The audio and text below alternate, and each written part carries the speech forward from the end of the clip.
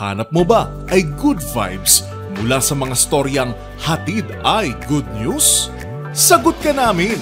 Ang programang walang ibang dala kundi magagandang kwento at balita mula sa mga storyang kapupulutan ng inspirasyon, pag-asa at tagumpay hanggang sa makabuluhang pagbabago sa lipunan.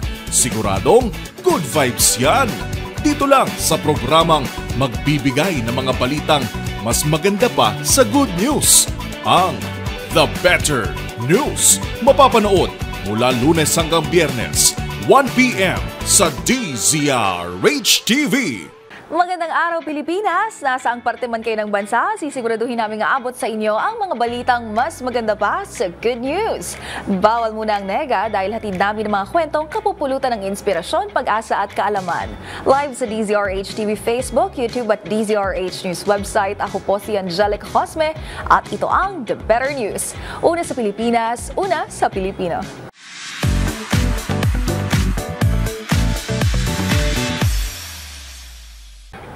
The better news para sa ekonomiya ng Pilipinas. Pinanatili ng Japan Credit Rating Agency ang A investment grade rating ng bansa na may stable outlook. Patunay sa matibay na paglago, malakas na domestic demand at maingat na pamamahala sa pananalapi ng bansa. Ang balitang yan ihahatid ni Millie Borja. Pinanatili ng Japan Credit Rating Agency Ltd ang investment grade credit rating ng Pilipinas sa A na may stable outlook dahil sa patuloy na paglago ng ekonomiya ng bansa. Ayon sa ulat ng JCR, ang rating ay batay sa mataas na sustained economic growth na suportado ng malakas na domestic demand, babang antas ng utang panlabas at resilience sa mga panlabas na pagsubok dahil sa malaking foreign exchange reserves ng Pilipinas. Ang investment grade rating ay nangangahulugan ng mababang credit risk at mas pabor na mga kondisyon sa pagpondo para sa mga mamahalagang serbisyong pampubliko at infrastructure projects. Tinataya ng JCR na mananatili sa upper 5% range ang paglago ng ekonomiya ng Pilipinas sa 2025 dahil sa matibay na domestic demand sa kabila ng mga panlabas na hamon. Binanggit din ng JCR ang ilang reforma ng pamahalaan na layunang pasiglahin ang ekonomiya.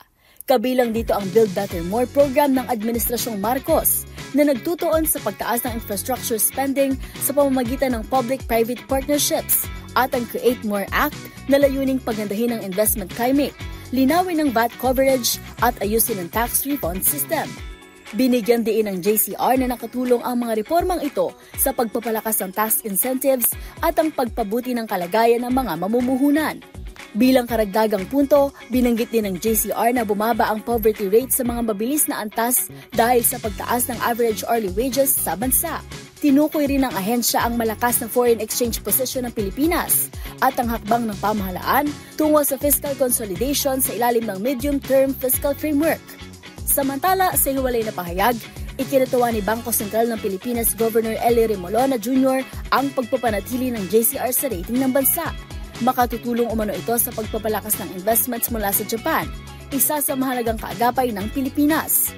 Tiniyak niyang patuloy ang BSP sa pagpapanatili ng estabilidad sa presyo at pinansyal na sistema upang patatagin ang ekonomiya ng bansa sa harap ng global na hamon. Para sa DZRH TV, ito si Millie Borja, una sa Pilipinas, una sa Pilipino.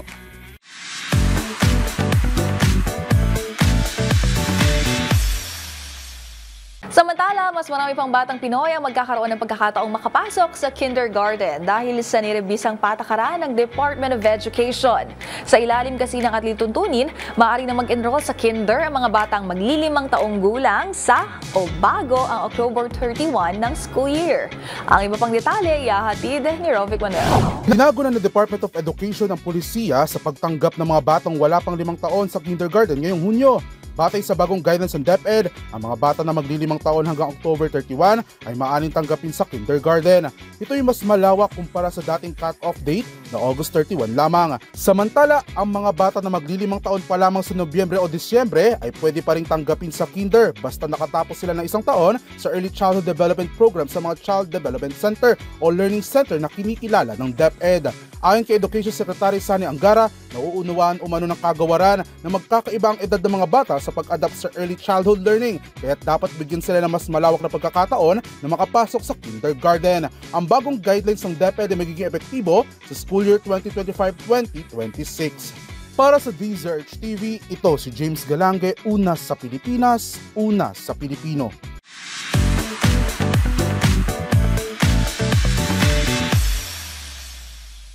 Magandang balita naman po para sa mga isko at iska.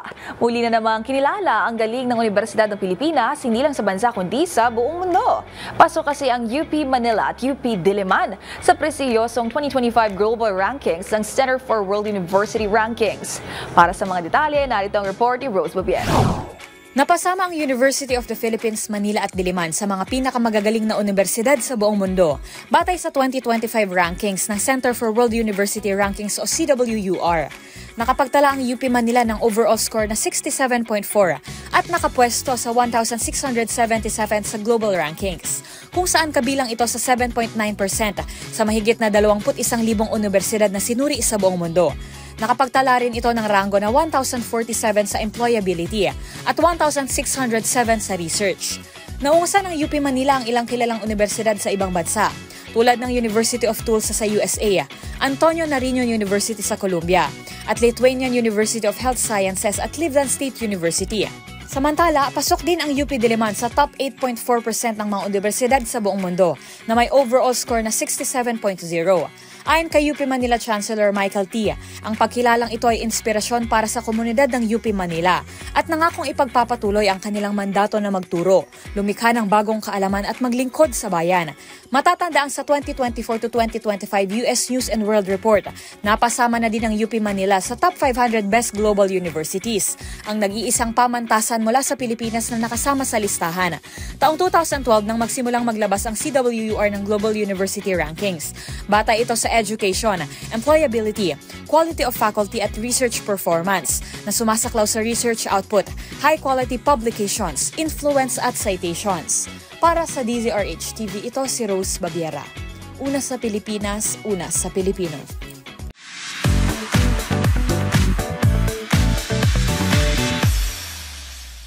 Magkakaroon ng bagong liwanag ang Maynila.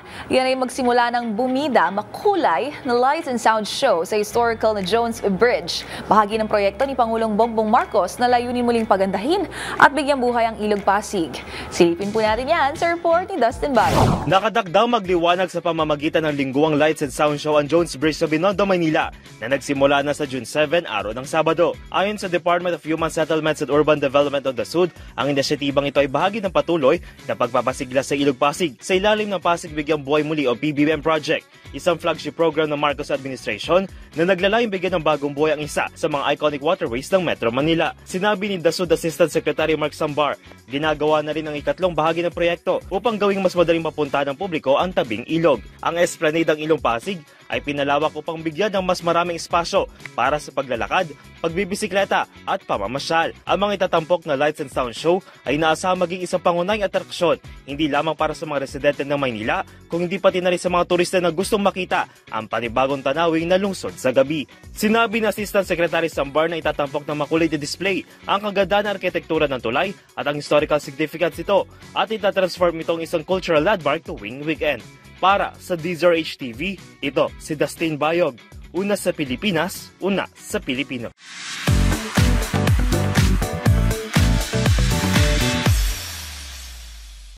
Binuksan na ang pinakabagong community space na Foro de Intramuros sa Maynila.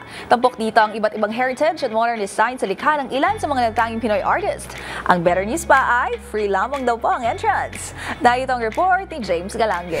Pinagunahan ni First Lady Luis Araneta Marcos ang inaugurasyon ng pinakabagong community space sa kinilalang walled city of Manila, ang Intramuros. Ito ay tatawaging Foro de Intramuros kung saan maaaring pagdarausan ng iba't ibang community events gaya na lamang ng kakabukas lang na likha exhibit ng Department of Tourism o DOT. Tampok ang iba't ibang Filipino arts and designs na libreng masisilayan ng publiko. Natapos ang konstruksyon nito noong nakaraang taon kung saan dati itong kinatatayuan ng dating Ateneo de Manila University, ngunit nasira ng masunog ito noong 1932 at nang mangyari rin ang Battle of Manila noong namang 1945 hanggang sa napagdesisyon ng gibain ito noong dekada 80. At sa ilang taon, ito'y nasa ilalim ng pangangalaga ng Intramuros Administration na dati nang pinagdarausan ng iba't ibang exhibits at tourism campaigns. Ngayon, opisyal na itong pinikilala ng pamahalaan kung saan makikita pa rin ang ilan sa mga lumang fasad ng dating nasabing paaralan. Para sa DZRH TV, ito si James Galange, una sa Pilipinas, una sa Pilipino.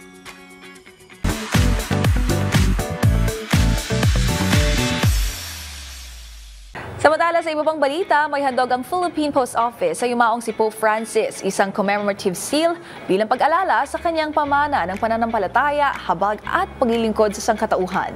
Narito ang report ni Millie Borja. Naglabas ang Philippine Postal Corporation ng isang commemorative seal parangal kay yumaong Pope Francis bilang paggunita sa kanyang pamana ng pananampalataya, habag at serbisyo sa sangkatauhan. Ayon kay Postmaster General at CEO Luis Carlos, ito ay munting paraan ng PhilPost para parangalan ng isang global na pinunong panrelihiyon na nakaantig sa buhay ng milyong-milyong Pilipino. Ang selyo ay naka-setenant form o magkakakonektang pares na may magkakaibang disenyo. Ito ay sumasagisag sa dual na aspeto ng misyon ni Pope Francis, ang kanyang espiritual na kababaang loob at ang kanyang adhikain para sa kapayapaan, hustisyang panlipunan at pangangalaga sa kalikasan. 20,000 kopya ng selyo ang inilimbag, kasama ang 1,000 official first day cover na may kanilang cancellation postmark at opisyal na petsa ng paglabas. Naunang naglabas ang PhilPost ng selyo para kay Pope Francis, kabilang ng isang commemorative seal noong kanyang pagbisita sa Pilipinas noong 2015, kung saan bumisita siya sa Tacloban City upang makaisa sa mga biktima ng bagyong Yolanda. Noong 2014, naglabas din ang PhilPost ng selyo bilang paggunita sa unang anibersaryo ng kanyang pagkapapa. Naitalang pumanaw si Pope Francis noong April 21, 2025, matapos ang kanyang panunungkulan bilang ika-266 na pinuno ng Simbahang Katoliko at pinuno ng Vatican mula 2013. Para sa DZRH TV, ito si Millie Borja, una sa Pilipinas, una sa Pilipino.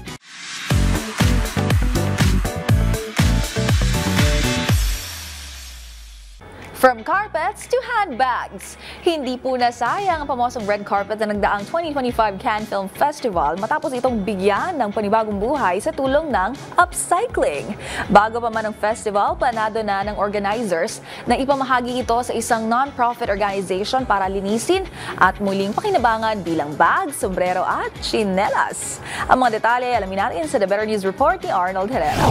Bibigyang buhay at bagong muka ng Cannes Film Festival 2025 organizers ang kanilang pamosong red carpets sa tulong ng upcycling. Ito ay matapos nilang ipamahagi ang aabot sa 1.5 na toneladang materyales sa La Reserve de Arts, isang non-profit organization sa Marseille para linisin at muling pakinabangan. Ilan sa mga upcycled products na balak isagawa ng grupo ang handbags, bucket hats, glass cases, wine bags at chinelas. Ayon kay FIANRE coordinator ng La Reserve de Arts, bahagi ito ng corporate social responsibility efforts ng festival, kasabay na pangamba ng publiko sa talamak na paggamit ng single-use items sa iba't ibang pampublikong event. Kilalang naturang upcycling charity sa pag-reuse ng mga materyales na ginamit sa mga aktibidad na may kinalaman sa fashion, theater at iba pa. Tumakbo ang 78 Cannes Film Festival sa loob ng 12 araw mula May 13 hanggang May 24 na nilahukan ng ilang sikat na artista tulad ni Rihanna, Halle Berry, Scarlett Johansson at Tom Cruise. Sa event na ito, araw-araw pinapalitan ng mga red carpet na tinatapakan at dinadaanan ng mga artista. Para sa DZRH TV, ito si Arnold Herrera. Una sa Pilipinas, una sa Pilipino.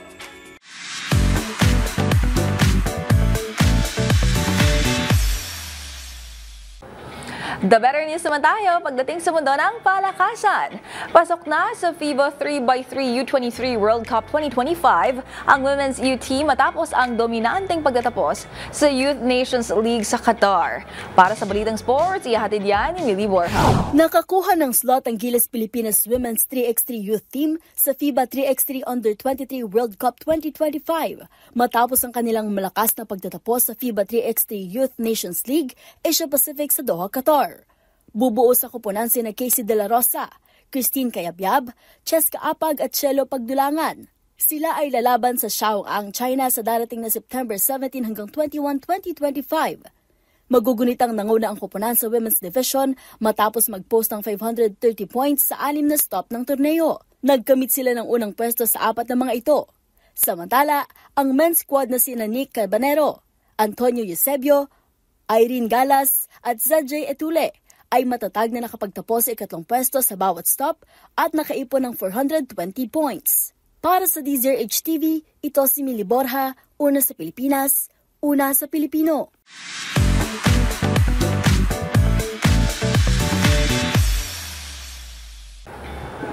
Balikbuhay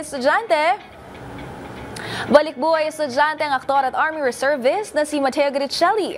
Sa Instagram, proud na sinishare ni Mateo ang kanyang journey bilang marketing student sa Harvard Business School. Ang The Better News sa mundo ng showbiz, tutukan sa report na ito. Good morning, everybody. Behind me is Tevis Hall. This is where we live. This is where we dorm. I'm walking to the Chow Center. That's where we have breakfast, lunch, dinner. Iyan ang tila pa day in the life ng aktor na si Mateo Gritchelli bilang marketing student sa prestiyosong Harvard Business School. Sa ilalim ng Executive Education Program na naturang paaralan sa Boston, Massachusetts, marami raw na-meet si Mateo na amazing people from all over the world. Iba-iba man daw ang kanilang culture and perspective, nagkaisa raw sila sa isang goal na to grow, learn, and connect. Sa isa pang hiwalay na Instagram post, proud nitong shinare na tanggap na certificate bilang katibayan sa kanyang pagkatapos sa topic-focused program on creating brand value. Ang pagpasok ni Mateo rito ay para sa kanilang negosyo ng misis na si Sarah Geronimo na G Productions Incorporated. Kung matatandaan, noong 2023, nagtapos ang aktor sa kursong Marketing Management sa University of San Jose Recoletos. Habang bukod sa pagiging aktor at negosyante, si Mateo rin ay naglilingkod sa bansa bilang reservist ng Philippine Army.